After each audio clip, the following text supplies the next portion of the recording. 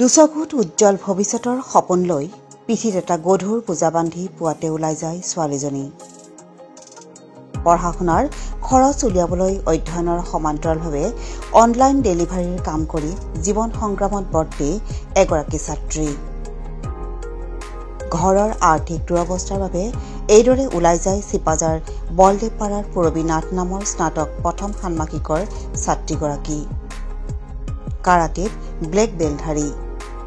বিহুঢোল বাঁহী পেঁপা বজাই বিহুতলী মুখৰ কৰা পূৰবীয়ে দেউতাকৰ কষ্ট দেখি নিজেই নামি পৰিছে উপাৰ্জনমুখী পথত।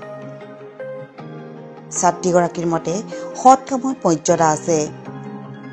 ভৱিষ্যতে আৰক্ষী বিভাগত নিযুক্ত হোৱাৰ মন পূৰবীনাথৰ।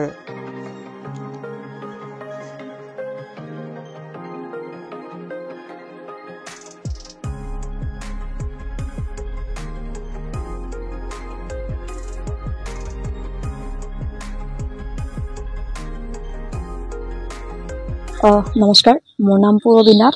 মোৰ ঘৰ চিপাঝাৰ নায়কপাৰা। মই বৰ্তমান BA ফাৰ্ষ্ট ছেম বেজেৰ আঞ্চলিক মহাবিদ্যালয়। লগতে মই কাৰাটে ব্লেক বেল্ট আৰু লগতে সাংস্কৃতিক দিশত বিহু ঢোল পেঁপা বাঁহী গগনা।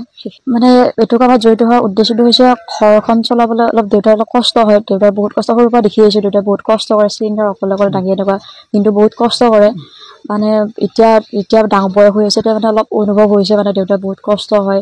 আৰু দেউতাক দেখিলে বেয়া লাগে, ৰাস্তাৰে যেতিয়া গৈ থাকোঁ দেউতাক বেয়া লাগি কিনে ময়ো মানে কাম বিচাৰি থাকি এইটো উপায় নাপায় এইটো কৰিছোঁ। মানে এইটোতো বহুতৰ পৰা ছ'চিয়েল মিডিয়াত চাইছোঁ, ছোৱালী এজনী কাম কৰা হৈছোঁ, তাইৰ পৰা দেখি কিনে সুধি কিনে আৰু ঘৰতো কৈছোঁ। কোৱাৰ পিছত যেতিয়া পাৰ্চেলৰ ইয়াতে গৈছোঁ, অফিচত গৈছোঁ, তাতে দাদাহঁতক কৈছোঁ।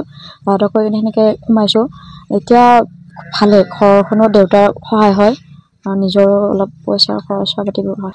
আজিকালি চৰকাৰী চাকৰি আশা কৰি থাকিব লাগে যে চৰকাৰী চাকৰি এটা পাম। মোৰো ইচ্ছা আছে ডিফেন্সত যোৱা।